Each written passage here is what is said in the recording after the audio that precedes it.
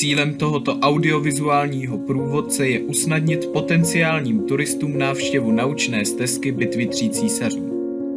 Proto jsme 29 zastavení rozdělili do 3 tras.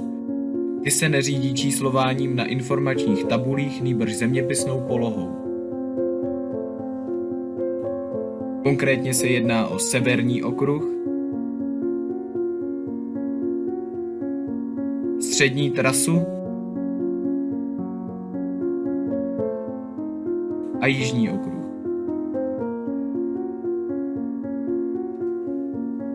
Podle těchto tras je zároveň rozdělen i samotný třídílný dokumentární cyklus. Také vám ukážeme, jak všech 29 bodů vypadá a u každého zmíníme historický význam. Každé zastavení zhodnotíme z hlediska přístupnosti, kvality výhledu a jeho současného stavu. Turistický potenciál Slavkovského bojiště je velký a v současné době není využit tak, jak je tomu například na bojišti bitvy u Waterloo. O tom svědčí zanedbaná stanoviště menšího významu, nedostatečné značení tras a absence ukazatelů, nevhodně umístěné informační tabule příliš blízko vozovky. Také jsme narazili v průběhu natáčení na nepovědomý obyvatel o existenci naučné stezky.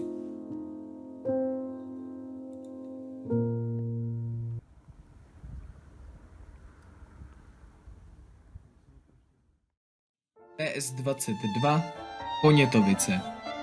Několik desítek metrů od stanoviště je možné zaparkovat. Nicméně při četbě informační cedule není možné vyvarovat se stání na vozovce či v příkopě. Před bitvou stály na východní straně obce Ponětovice ve výchozí pozici 2 řádové pluky generála Thibauta z 1. pěší divize generála Saint-Hilaryho ze 4.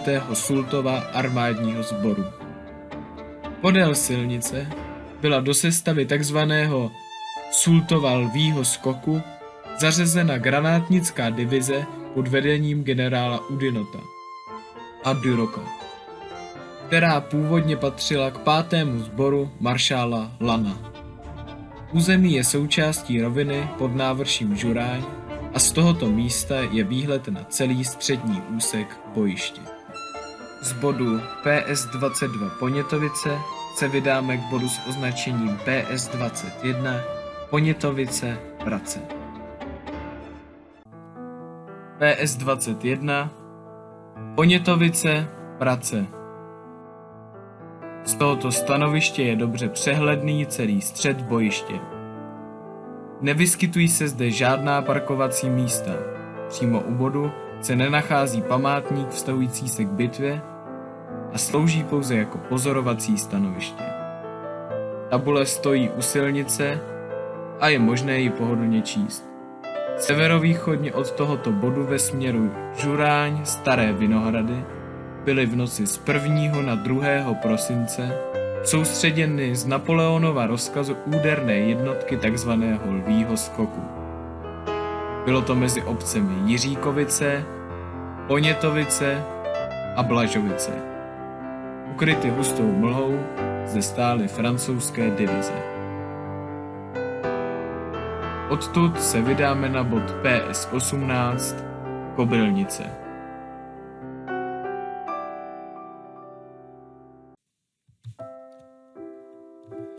PS18 Kobylnice.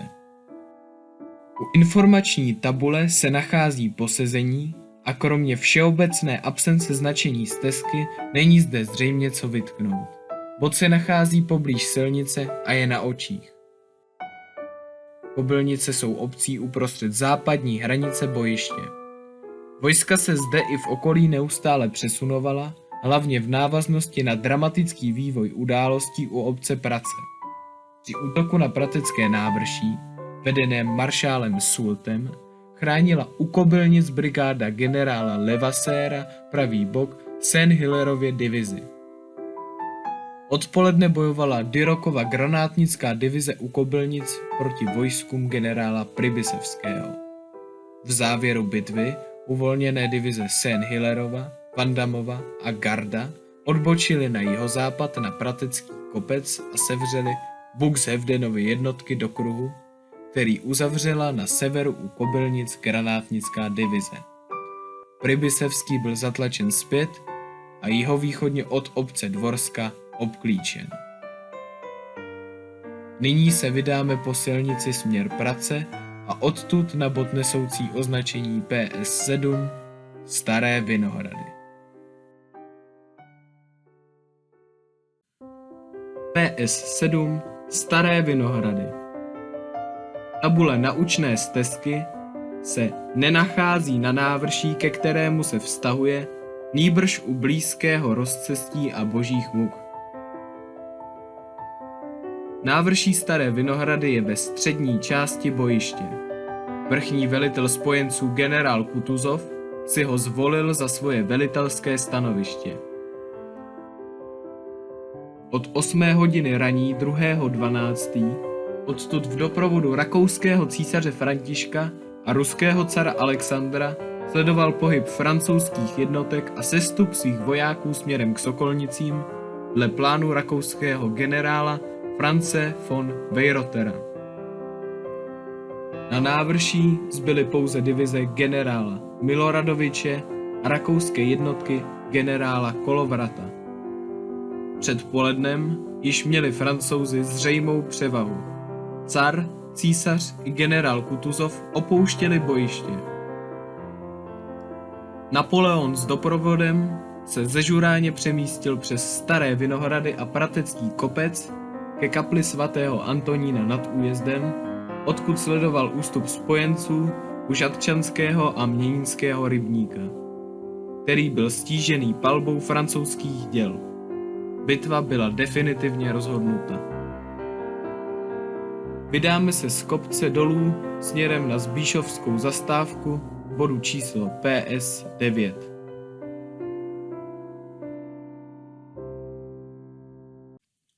PS9 Zbíšov. Přes obec Zbíšov a okolí prošel před bitvou od Slavkova sbor generála Langerona, který zaujal pozice na Prateckém kopci. Jezdecký sbor generála Lichtensteina přijel k obci ze Slavkova a večer se utábořil na sever od obce směrem k Praci a Křenovicím. Mezi 11. a 12. hodinou opouštěli ruské a rakouské prapory Pratecké návrší pod ochranou jízdy generála Lichtensteina a dělostřeleckých baterií setníka Dzočio. Vojáci ustupovali přes Zbíšov, Šaratice a Křenovice ke Slavkům. Bitvu připomínají dvě památky. Kaple Sedmibolestné Panny Marie na návsi má ve dvou rozích zazděné koule z bitvy. Severovýchodně od obce stojí kříž vybudovaný údajně nad hrobem padlých v bitvě. Kosti padlých byly později převezeny na Krchůvek u Křenovic a také kříž už nestojí na původním místě. Opět oceňujeme, že u tohoto stanoviště se dá posedět a odpočinout si před zdoláním vrstevnice, která nás čeká.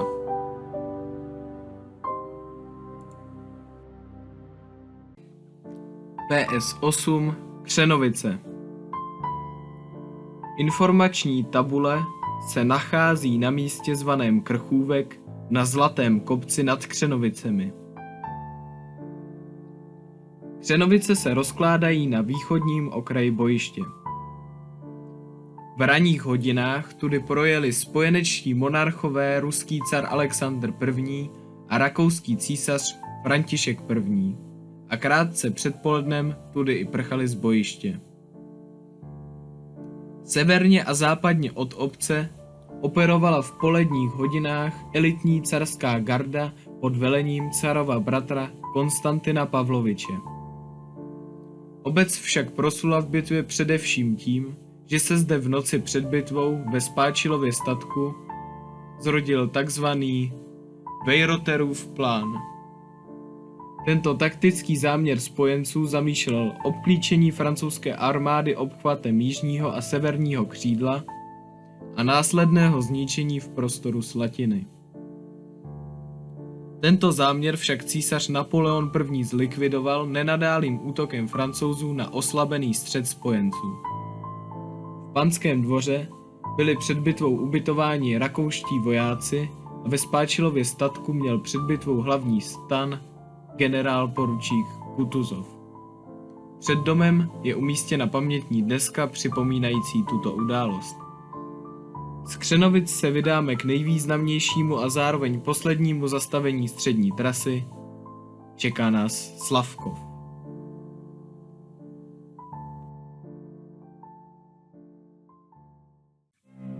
PS 29 Slavkov u Brna. Slavkov, nebo také Austerlitz, poněmčené jméno malého moravského města, se na konci roku 1805 rozletělo po celém světě. Stalo se symbolem upevnění nadvlády Francie nad Evropou i výrazem porážky proti napoleonské koalice. Dočasně skončily válečné hrůzy. Výraznou historickou úlohu připisujeme i slavkovskému baroknímu zámku, postavenému dle návrhu italského architekta Dominika Martinelliho. Šlechtický rod Kouniců, který zámek vlastnil, se výraznou měrou podílel po mnoho let na utváření zahraniční politiky Rakouska. Před bitvou pobýval na zámku ruský car Alexandr I. a rakouský císař František I. Po bitvě si jej za své dočasné sídlo zvolil francouzský císař Napoleon. V sále, který je dnes nazývan historickým, bylo 6. prosince podepsáno příměří mezi Francií a Rakouskem a z balkónu zámku přednesl Napoleon provolání ke svým jednotkám. Nejznámější je závěr provolání. Řeknete-li bojoval jsem u Slavkova, pak vám každý odpoví, to je hrdina. Mírová smlouva s krutými podmínkami pro poraženou stranu byla uzavřena 26. prosince 1805 v Bratislavě. U této zastávky se nám nepodařilo najít informační tabuli naučné stezky. Zdůrazňujeme tedy opět, že největším problémem všech zastavení je absence naváděcích značení, která by pomohla výrazně ulehčit turistům pátrání a dopomoci i návštěvnosti.